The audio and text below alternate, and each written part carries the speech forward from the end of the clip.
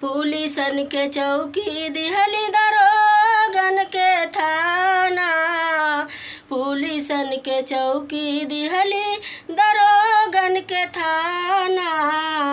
गुंडन के दिहली रउआ, गुंडन के दिहले बाटी रउआ जेहल खाना। गुंडन के दिहले बाटी रउआ जेहल खाना।